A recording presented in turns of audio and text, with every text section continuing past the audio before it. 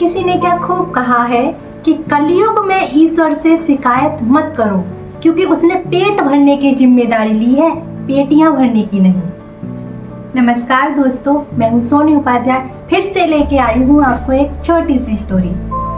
दोस्तों, ये कहानी है एक राजा की। एक राजा अपने दरबार में एक पंडित जी को बुलाते हैं। वो पंडित जी अक्सर उनके दरबार में आया करते थे और पूजा करते थे। एक बार राजा ने उन्हीं पंडित जी से कुछ क्वेश्चन पूछे, सवाल पूछे, और वो 3 सवाल थे। वो 3 सवाल क्या थे? उसमें से पहला सवाल था, राजा ने पंडित जी से पूछा कि पंडित जी एक बात बताओ, ये भगवान दिखता कैसा है? और दूसरा सवाल पूछा कि भगवान कहाँ तक देखता है? और तीसरा सवाल पूछा कि भगवान करता क्या है? राजा ने जब ये 3 सवाल पूछे तो पंडित जी सुनकर चुप हो गए। पंडित जी बोले कि महाराज, मैं आपके इन तीनों सवाल का जवाब सोच कर दूंगा। और राजा बोले कि कोई बात नहीं है, तुम मुझे इन तीनों सवालों का जवाब देना जरूर। मैं तुम्हें इन तीनों सवालों का जवाब देने के लिए 1 महीना देता हूँ। राजा ने पंडित जी को 1 महीना दे दिया उन सवालों का जवाब ढूंढने के लिए।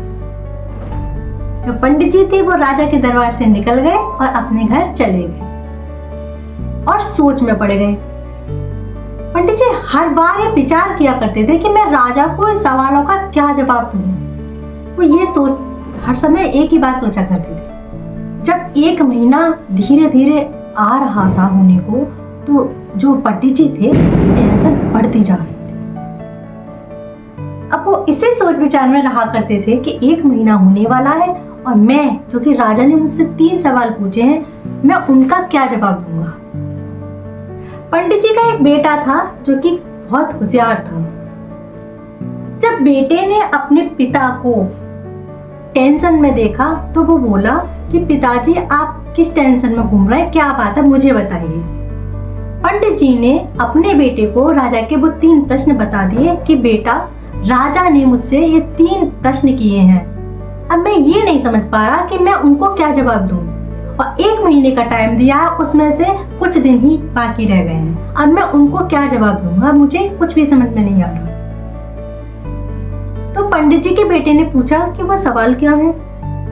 पंडित जी ने बताया, पहला सवाल ये है कि भगवान दिखता कैसा है, दूसरा सवाल ये है कि भगवान कहाँ तक देखता है, और तीसरा सवाल ये है कि भगवान करते क्या है।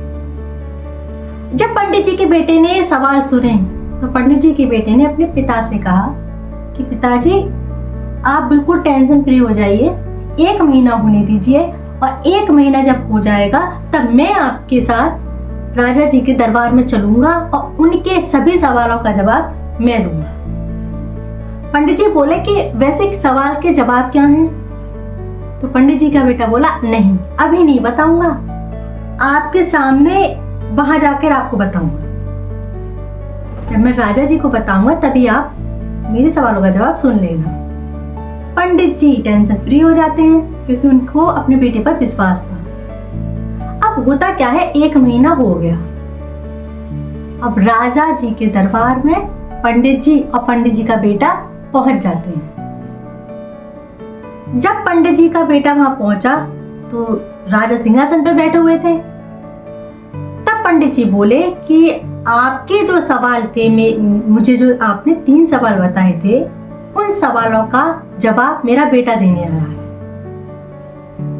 अब राजा बोले कि अच्छा, तो ये बताइए कि भगवान दिखता कैसा है, मेरा पहला सवाल। जैसे ही राजा ने ये सवाल पंडित जी के बेटे से किया तो पंडित जी का बेटा बोला, आप कीजिए महाराज। ना तो आपने अतिथि का कोई स्वागत किया, ना आपने अतिथि का हालचाल पूछा, ना ही उससे पानी तक का पूछा, और सीधा आपने उससे सवाल कर दिया। ऐसे कौन पूछता है? जब पंडित जी के बेटे ने राजा से ये वाली बात बोली तो राजा को शर्म आ गई, लज्जा आ गई, और उन्होंने तुरंत 2 दूध के गिलास मंगा लिए। जब दूध का गिलास पंडित जी के बेटे के हाथ में आया तो पंडित जी का बेटा दूध का जो गिलास था उसमें उंगली डालने लगा और उंगली निकालकर उस दूध को देखने लगा। वो 2-3 बार ये प्रक्रिया उसने की तो राजा बोले कि ये क्या कर रहे हो तुम।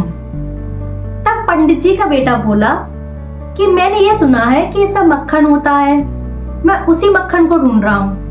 तब राजा बोले ऐसे थोड़ी ना मिल जाएगा वो मक्खन तुम्हें, पहले दूध का दही बनाना पड़ता है और दही को छाछ बनाना पड़ता है, उसे मथना पड़ता है, तब कहीं जाकर मक्खन मिलता है। तो पंडित जी का बेटा बोला वही तो मैं आपको समझाने की कोशिश कर रहा हूँ, ऐसे थोड़ी ना भगवान मिलते हैं, ऐसे थोड़ी ना भगवान दिखते हैं, पहले उनकी भक्ति करनी पड़ती है, उनका ध्यान करना पड़ता है, हमें अच्छे कर्म करने पड़ते हैं, तब कहीं हमें जाकर भगवान दिखता है कि भगवान होता कैसा है। पंडित जी के बेटे का जो जवाब था उसको सुनकर राजा समझ गए, उनको समझ में आ गया कि हाँ ये सही है। फिर राजा बोले अच्छी बात है, ठीक है, तो मेरे दूसरे सवाल का जवाब दो। दूसरा सवाल ये था कि भगवान कहाँ तक देख सकते हैं। पंडित जी के बेटे ने एक मोमबत्ती मंगाई और उस मोमबत्ती को जला दिया और फिर राजा से बोले महाराज ये बताइए कि इसकी रोशनी कहाँ तक जाती है। राजा बोले इसकी रोशनी चारों तरफ जाती है। तो पंडित जी का बेटा बोला उसी तरह भगवान भी जो परमात्मा है वो हर इंसान के अंदर है, वो हर चीज देख सकता है, लेकिन हम उसको भूल जाते हैं, हम उसको याद नहीं कर पाते, इसलिए वो हमें दिखाई नहीं देता है, लेकिन वो चारों तरफ देख सकता है। उनको उसकी बात अच्छी लगी। फिर राजा ने तीसरा सवाल किया कि ये बताओ कि जो भगवान करता क्या है। पंडित जी का बेटा बोला कि पहले आप मुझे ये बताइए कि आप जो ये मुझसे सवाल कर रहे हैं तो आप गुरु बनकर कर रहे हैं या शिष्य बनकर कर रहे हैं। पंडित जी का बेटा बोला कि ऐसा कौन सा शिष्य है जो सिंहासन पर अपने गुरु के सामने बैठ जाए। तुम तो शिष्य हो, तुम सिंहासन पे बैठे हो और मैं गुरु हूँ, मैं सामने खड़ा हूँ नीचे। तब राजा सिंहासन से उठकर नीचे आ गए। पंडित जी के बेटा यहाँ खड़ा हुआ था और पंडित जी का बेटा से बोले कि एक काम करो, तुम उस जगह पहुंच जाओ, तुम सिंहासन पर बैठ जाओ, वही तुम्हारी जगह है। वो पहुंचे। अब राजा बोला कि अब बताओ कि भगवान करता क्या है।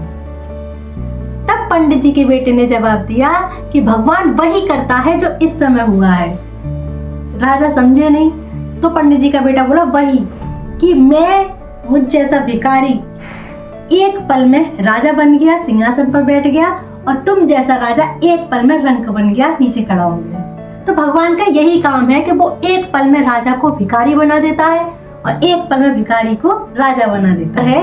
और जब उसका जो जवाब था राजा ने सुना तो वो तो बहुत ज्यादा खुश हो गया और उसको सत सत नमन करने लगा और बोला कि आज से तुम मेरे दरबार के राजपुरोहित घोषित हो जाते हो।